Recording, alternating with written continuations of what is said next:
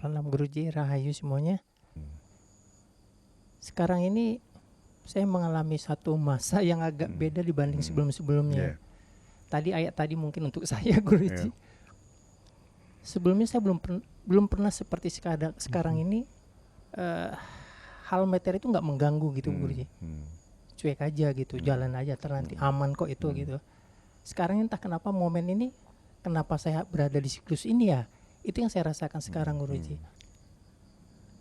Ketika itu terjadi saya berusaha baca mantra ini, kenapa pikiran ini makin liar gitu loh Guruji. Itu yang terjadi beberapa hari terakhir ini gitu. Tapi gimana itu Guruji kalau misalkan kita udah sadar bahwasannya ada permasalahan and we need to respond to it, dan seperti yang tadi disampaikan bahwa beliau meresponnya dengan baca mantra dan lain sebagainya, tapi malah tetap bingung juga masih karena semakin liar. Sekarang tujuan kita baca mantra itu apa? Tujuan kita adalah supaya kita mendapatkan kekuatan seperti yang dikatakan oleh Tagore. Saya ketika berdoa itu saya minta kekuatan untuk menghadapi tantangan, bukan untuk melampaui tantangan itu, tapi menghadapinya. Jadi saya tidak pernah mengatakan hindarkanlah aku dari rintangan, tapi kalau memang ada rintangan, berikan aku kekuatan untuk menghadapinya. Nah sekarang ini persoalan yang kita alami itu. Afirmasi kita, doa kita itu semuanya untuk menghindari dari rintangan atau tantangan hidup, bukan untuk melewati dan menghadapinya. Dan itu akan menjadi pending homework. Setiap orang yang tidak mau menghadapi sebuah tantangan itu dia akan pasti menghadapinya. Nah sekarang bayangkan kalau saya masih muda, berusia 20-30 tahun, mungkin mudah untuk menghadapi sebuah tantangan. Ketika saya sudah berusia 30 tahun, lebih sulit. 40 tahun, 50 tahun, lebih sulit lagi. 60 tahun, 70 tahun, hampir nggak ada kesempatan. Saya sudah nggak punya energi lagi untuk menghadapi itu. Jadi kan kita harus tahu juga mobil kita ini kekuatannya seperti apa ya. Dulu masih bisa pakai dengan 100 km per jam. Sekarang udah nggak bisa, 30 km, 40 km. Padahal tantangan yang dulu kita tunda itu sekarang sudah beranak pinak. Sudah punya anak buahnya, sudah punya interestnya. Dulu saya menunda pembayaran hutang ke bank 100 juta, sekarang 100 juta itu menjadi 200 juta. Dan saya tetap harus membayar.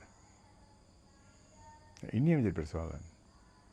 Kalau kita tidak menghadapinya ketika kita masih muda, di usia tua itu nggak mungkin. Terus kita tinggal penyesalan aja. Penyesalan itu membuat kita lagi lahir kembali, harus mengulangi lesson yang sama. Betapa banyak time yang kita wasting. Waktu kita terbuang gitu aja. Salam Guruji, Rahayu teman-teman semua. Terima kasih, senang bisa berada di tempat yang indah Guruji. Karena tadi membahas tentang Nawaratri, saya mohon izin untuk sedikit sharing. Pengalaman saya pertama ikut Nawaratri itu di tahun-tahun 93, 94 kalau nggak salah. Dan saat itu mudah bagi saya Nawaratri karena resourcesnya terbatas. Betul. Resourcesnya terbatas artinya tidak, ya uang terbatas, sehingga untuk ditawarkan makan ubi aja kita menjadi senang. Karena good, ngapain, jadi kita nggak perlu beli yang macam-macam gitu. Terus belakangan ke sini, Nawaratri ini saya kaitkan dengan posting Guruji tentang God No Exist yang waktu tukang cukur. Itu menarik sekali itu. Jadi Nawaratrinya tetap ada, seperti kayak Godnya tetap ada, tetapi keinginan kita untuk tetap kembali kepada esensi tentang Nawaratri itu sepertinya semakin menjauh.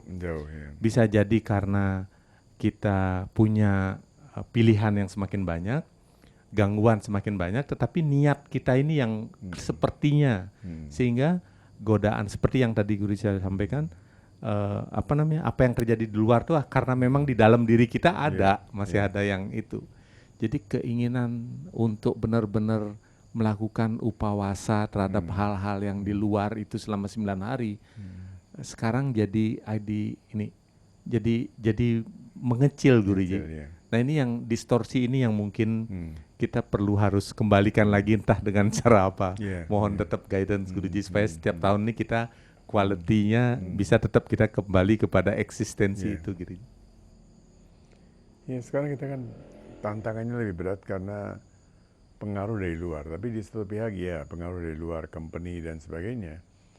Jadi saya lagi baca ulang Krishnamurti, dia mengatakan kalau kamu selalu mencari kambing hitam di luar, ya, berarti kamu tidak mau berubah. Selalu kita mencari, oh saya tidak bisa ini karena begitu ini, karena begitu itu, karena saya bertindak seperti ini karena ada alasan ini dari luar, ya. Berarti kamu tidak mau berubah. Nah, ini persoalannya sekarang di situ. Kita mau berubah atau enggak? Dan apakah kita merasakan apa yang dikatakan oleh Profesor Jeffrey Winters bahwa kekurangan kita sebagai bangsa itu sense of urgency. Bahwa kita tidak punya sense of urgency bahwa waktu kita ini sedang berlalu. Apa yang saya bisa lakukan di usia ini, dulu saya bisa melakukan 100 kali lebih hebat, tapi saya tidak melakukan, sekarang di usia ini terbatas. Mungkin setahun kemudian akan lebih terbatas lagi. 2 tahun kemudian mungkin sudah nggak punya tenaga lagi. The sense of urgency ini yang kita tidak punya, sehingga kita menyia-nyiakan waktu seperti siapa seorang mistik mengatakan bahwa seperti orang yang berada di tepi sungai dan dia lagi-lagi memikirkan mau cari air di mana, padahal sungai itu sedang mengalir. Dia fokusnya pada minum air itu di gelas. Padahal sungai ini airnya lebih bersih daripada air di dalam gelas.